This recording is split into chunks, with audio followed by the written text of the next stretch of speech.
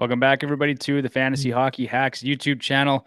I'm Devon Davidson, your host. With me, as always, Bruce Gunther, who is smiling right now because I forgot to hit the go live button. So it's like deja vu. yeah, so we ran our intro twice. Just testing things, Bruce. That's all that was. Just throwing me for a loop today. That's all. Yeah, just testing you. Let me pull up my notes here because I didn't do that yet. All right, let's just jump right into it. So NHL today, we're going to go over a game recap from last night's, obviously the Western Conference Final, Game 1, and then we'll go through our game preview and pick for tonight's game, Game 1 of the Eastern Conference Final, as well as prop bets and DFS plays and all that kind of fun stuff. So let's get right into it, Bruce. For anyone that's watching, I'm sure you can tell already by the hat that I'm wearing, I'm not impressed with last night's results. Bruce, the Avalanche just overwhelmed the Oilers with their speed and their forecheck last night. It was the Oilers didn't belong in the same building, quite honestly. No, I'm sitting watching the game with my wife, and like something happens to Colorado, and she's screaming at the TV, and I'm just laughing at the TV, and she's like, "How can you be upset?" I said, "This is hilarious. It's amazing to watch." It's like I forget who said it, but someone said like after that game, you felt like you needed a cigarette. It's like.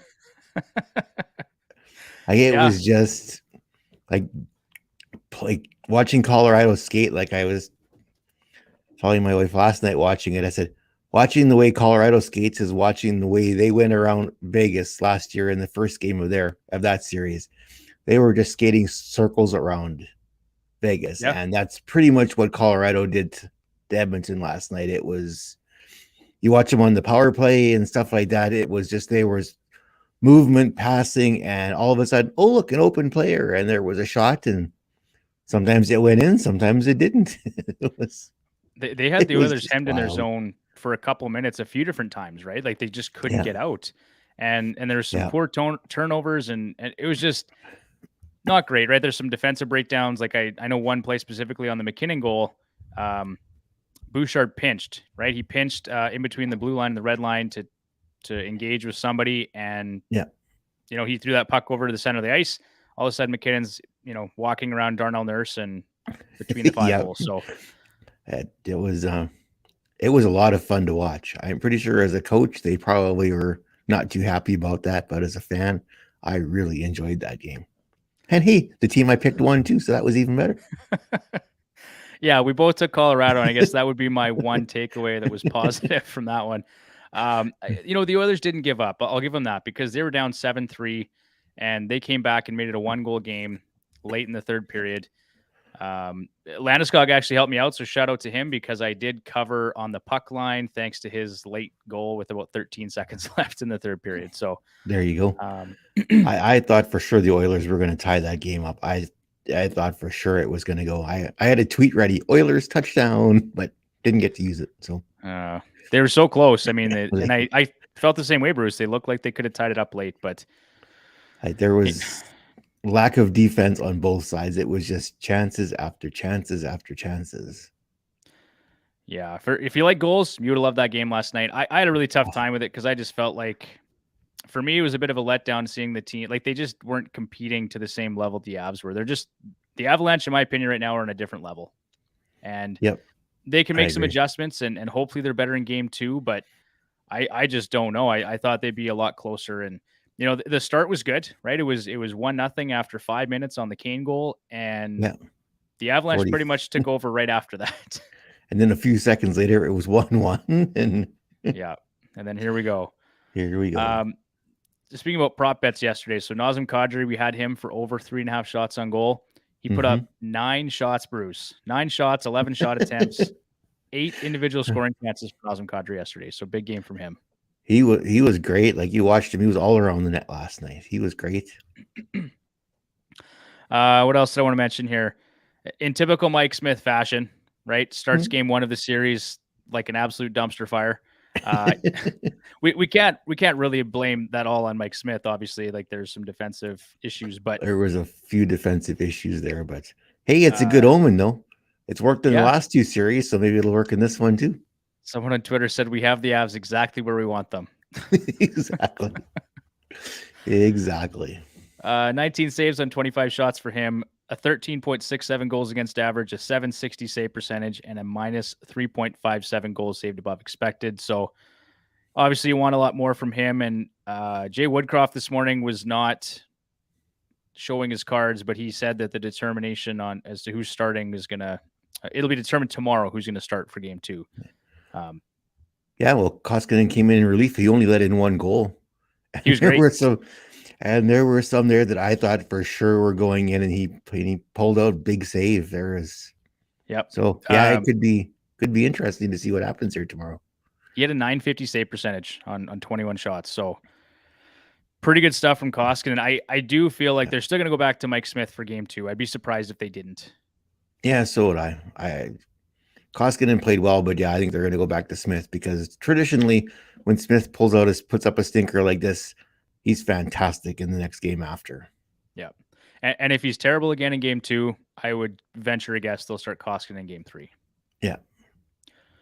All right. McDavid produced again. He had 3 points, 1 goal, 2 shots, 3 shot attempts.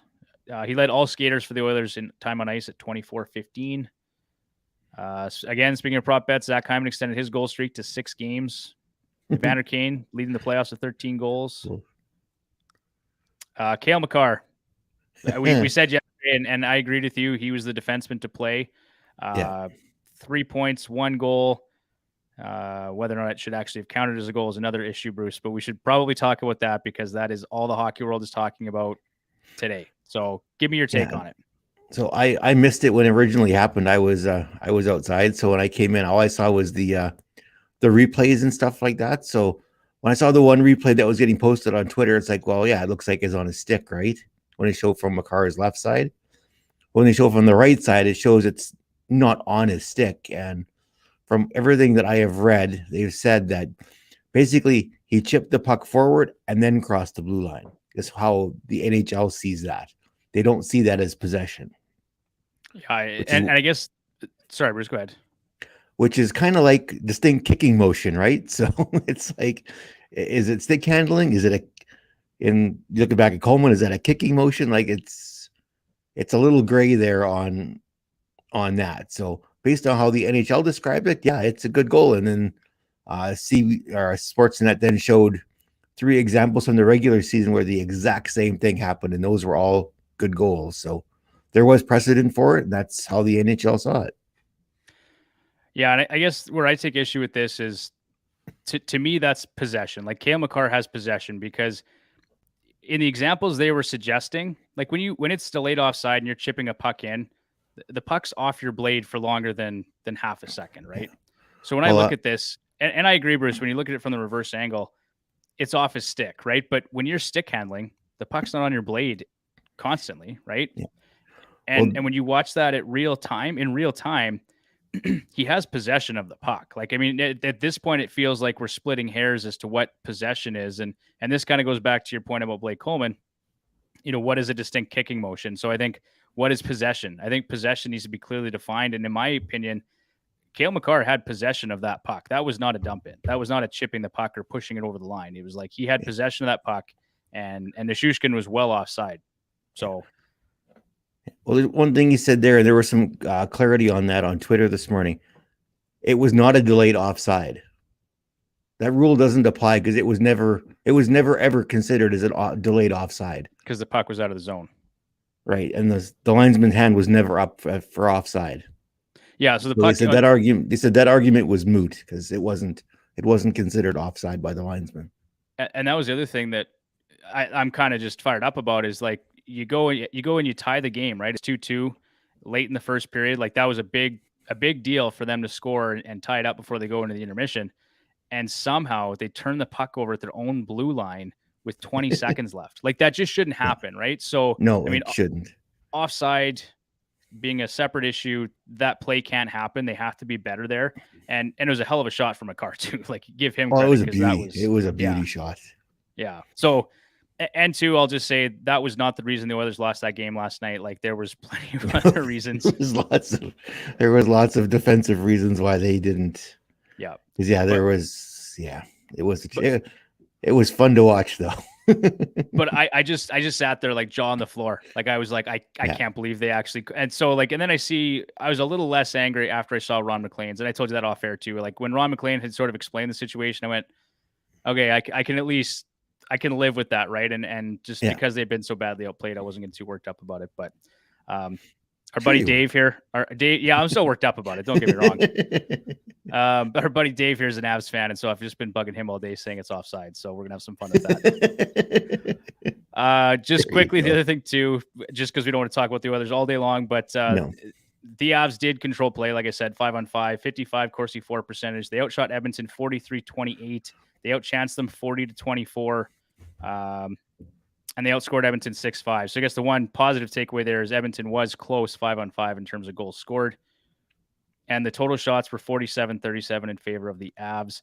The other big bit of news here, Bruce, is that Darcy Kemper's out with an upper body injury, and that's all we're really hearing from them. Yeah, I read somewhere on Twitter this morning they had heard that he took himself out of the game because his visions was started blurring during the game and he couldn't track the puck properly, so he took himself out. Okay, interesting. So someone had asked me that this morning. Was it due to his injury from the previous round? Or that's what some people are saying. Okay. I don't know. Obviously nothing official, and they're not going to say anything official. This is all unofficial, but that's what I had read this morning. So unfortunate break for Kemper and the Avs, possibly an advantage for the Oilers if Kemper's out for any length of time. Well, Francouz did a pretty good job there. That's why I say possibly, because Kemper hasn't really been lights out recently, and Francouz actually was pretty good last night. So, yeah. Okay, let's move on to our game preview here then, Bruce. Let's go. People have probably heard us rant long enough about last night's events. So, okay, here we go. Eastern Conference Final, Game 1. The Tampa Bay Lightning -130 on the money line versus the New York Rangers +110 on the money line. Looking at this, Bruce, I was actually some interesting numbers here. So I'm not sure if you're aware, but the Rangers won the season series 3-0 and outscored the Lightning by a total of 10-4 in those 3 games. Yeah, I read that this morning. I was like, oh, that's interesting. Yeah, again, the regular season doesn't mean a whole lot when we're talking about the Eastern Conference Final, but I felt it was worth mentioning here. Dom Lucian at The Athletic, he's got this series pegged at a 35% probability for New York and a 65% probability for the Lightning to win. New York at home in these playoffs, they are 6-1-0 with a 29 goals for, which is first in the NHL actually. Plus 13 goal differential, 4.14 goals for.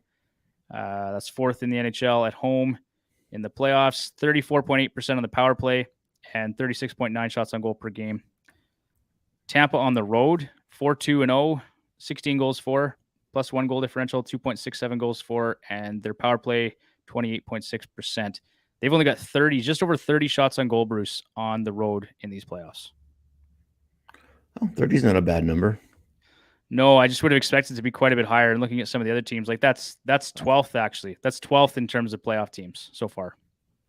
So, relatively speaking, you'd expect a little more from Tampa, I would think. And then I was surprised they're under 3 goals a game on the road in the playoffs. Yeah, well, they're a low event, as they like to use that term, low event hockey team in the playoffs. They're not going to be. This isn't going to be a Colorado Edmonton series. This is going to be a 3-2, 3-1. This one's going to be a very low event hockey, especially when you got Vasilevsky and Shesterkin in net. Yeah, that's kind of the big storyline here, right, Bruce? Is you got the 2 best goalies in the NHL facing off in the Eastern Conference Final. Yep. So I have some notes here. Just those 2 guys. Shesterkin, if I can find it here, has the better numbers at home. I think he's 6-1-0 and a 947 save percentage. And Vasilevsky I think it was a 927 save percentage on the road. So, I mean, still good numbers from Vasilevsky, but at home during these playoffs, Shesterkin has been nearly unbeatable so far. Now, I know you love the Bolts, Bruce. You're kind of thinking, oh, yeah, okay, that's great. That's great. But let's see what happens here. So, overall, though, Shesterkin 8-5, 2.68 goals against average, and 928 save percentage. You'll like this one, Bruce. 16.44 goals saved above expected. That's just incredible. That's a crazy number. Incredible. Vasilevsky, 8-3, 2.22 goals against average, a 932 save percentage, and just a paltry 9.49 goals saved above expected. both are just, it's incredible numbers. Yeah. Both are doing incredibly well here in the playoffs. So we will get to see what happens, because you're not going to get a lot of straight in goals. These are going to be ugly, dirty deflection type goals to get past these guys. You're not going to see any one-timers from the point that are going to go straight in. It's going to have to bounce off a couple of people to get past these two guys. Well, I think it was Barclay Goodrow mentioned it this morning. He said both guys are great on the first shot, right? So yeah, it's going to be cleaning up the garbage and trying to get second and third shots. Yep. Top scorers for each team. So Zibanejad, 19 points, 7 goals in 14 games played. I think he's third in playoff scoring right now, possibly fourth. Adam Fox leads all defensemen, Bruce, 18 points, 5 goals in 14 games. Andrew Kopp's been fantastic, 12.6 goals in 14 games. Big trade deadline acquisition for them. Absolutely. Chris Kreider, 11 points, 8 goals. Kucherov, 15 points, 4 goals. Hedman, 10 points, 2 goals. Ross Colton, 5 goals, 8 points in 11 games. Steven Stamkos, 8 points, 4 goals. Do you know who the leading goal scorers are for Tampa still to this point? It's not Kucherov or Stamkos. I know that. It's Ross Colton and Corey Perry both have 5 goals each. And that should pretty much tell you everything you need to know about how Tampa has done in the playoffs. When you got those two guys are your leading goal scorers. Yeah. Those are going to be plain outright ugly goals, especially when you got Corey Perry involved. So here's some interesting news and noteworthy items. When scoring first, the Rangers have won 5 of 6 home playoff games this postseason. When scoring first, the Lightning have won 3 of 4 road playoff games. So the first goal tonight's going to be key, and that was one of my keys to the game, is they got to score the first goal. I think that's going to be a real thing here. Neither team has been good 5-on-5. Both teams, their metrics are below 50% for Corsi, shots for, expected goals for, and scoring chances for. However, they've both marginally outscored their opponents 5-on-5 so far in the playoffs. So it'll be interesting to see who actually takes puck possession in this series. Oh, and it's going to be interesting to see too, because in the playoffs, Tampa plays a more rigid defensive structure, where the Rangers' defensive structure is basically Shesterkin. So it's going to be very interesting to see what happens here. Isn't that the truth? The Bolts have the best PK remaining in the playoffs at 87.8%. They are 6-0, Bruce, when that penalty kill is perfect. So keep an eye out for that. If the Rangers do score on the power play, they've got the second-ranked power play left in these playoffs at 32.5%. If they score, they're 8-2 on the playoffs. So again, fun game. Yeah, another key to the game there is just going to be special teams. So for New York, score first, Shesterkin, special teams. For Tampa, score first, depth scoring needs to continue. They need more from Alex Killorn. He only has 4 assists in 11 games played, and Anthony Cirelli has just 1 goal and 1 assist in 11 games played. Yeah, and Cirelli is their number 1 center right now, with Braden Point being out. Yeah. And those are 2 guys that you've typically expected a lot more from during these playoffs. Well, you look at Cirelli, he's probably playing 2 lines farther up than he probably should be, but they don't have, they didn't move Stamkos back to center. They still have him on the wing, so yeah, so these guys are playing above their slotted position, but they're winning. So who's gonna argue, right? At the end of the day, it doesn't matter as long as they're winning games, right? Exactly. So I actually changed my pick, Bruce. I had Tampa here originally. Then when I was digging into all these numbers here, I'm sold on the Rangers taking game 1 at home and at plus money, plus 110. I'm going to go with the Rangers. That's obviously not without its risks. You, of course, are not going to bet against the 2-time Stanley Cup champions. I'm taking Tampa. You've been taking Tampa this entire playoffs, and so no surprise for me that you're taking them again tonight. Minus 1.5 on the puck line will get you plus 190. So those are some pretty nice odds there if you're going to bet on the Tampa Bay Lightning. Record to date, just under 61% for myself, just under 53% for you, Bruce. How about prop bets? This one I liked. Jacob Trouba over 2.5 shots on goal at plus 145. During 5-on-5 play, he's averaging 2.35 shots on goal per game during the playoffs, but he leads New York in shot attempts with 57, so just over 4 per game, and he's second on the team in shots on goal with 33. That's interesting. Yeah, so 5-on-5, I think he could do some interesting things there. I'm going to just, at plus 145, I think there's enough juice there to put a little sprinkle on it, as Tyler would say. Yeah, yes. Goal props here. So I'm going to go with Corey Perry, much to John's delight if he's listening. Definitely. Anytime goal at plus 275, 5 goals in 11 games played. He's on the first power play unit as well. So I think there's a real possibility he could pot one tonight. And then Artemi Panarin, anytime goal at plus 275.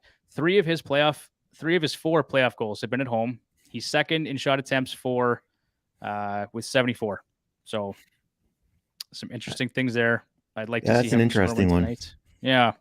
He's generally not much of he's more of a playmaker, right? But at plus 275, I think that's worth taking a shot at too. And then goalie saves, Igor Shesterkin, over 28.5 saves, minus 105. Tampa Bay is averaging over 30 shots on goal, like I'd mentioned earlier. I mostly like this one just based on the odds. I think if I went with the numbers for Vasilevsky, it was more like minus 125. So this is closer to even money. And I think we'll see 29 saves or more out of Igor Shesterkin tonight. He could be busy. Yeah. And then DFS picks. So Zibanejad leading scorer for the Rangers, $9,200 in DraftKings, averaging 12.3 fantasy points per game. Kucherov leading scorer for Tampa, $9,800, 15.4. I went with Hedman, just because I thought initially the Tampa Bay Lightning were going to win this game, and they still could for sure. Adam Fox has been incredible. I can't remember his salary was at, Bruce. I'm not sure if you took Fox or not, but we'll talk about that in a second. Fox was a little bit lower than Hedman. Okay, so maybe I should have gone with Fox there, but either way, Vasilevsky, went with him thinking he was going to win tonight, and then Corey Perry, 6.8 fantasy points per game at $6,000, some good value there. So my lineup looks like Kucherov as my captain, $14,700, Hedman at $9,000, Perry at $6,000, Zibanejad at $9,200, Vatrano, who's playing on that top line next to Zibanejad, and then Chytil, who has had some nice chemistry on that third line with Lafreniere and Kakko. And basically, mine is copy and paste for the first for the first 5. So my showdown lineup is a little different, but my DFS picks for center wing, defenseman, goalie, and utility are exactly the same as Devon's. Showdown though, I've got Stamkos as the captain at 14,400, Kucherov at 9,800, Hedman at 9,000, got Nick Paul at 6,200, Corey Perry at 6,000, and Chytil at 4,600. So a couple of differences there between yours and mine. All right. And that does it for today. So if you haven't already, if you haven't listened to our podcast, be sure to go check it out on Spotify, Apple Podcasts, or whatever podcast directory you listen to. Follow us on Twitter at FHHacks, on Instagram at Fantasy Hockey Hacks. Check out our website, fantasyhockeyhacks.com. And we will be back again tomorrow, Bruce, with another fun-filled episode. Hopefully a fewer controversial calls. You never know. It's New York. Okay. We'll talk to you again tomorrow. See you tomorrow. Take care.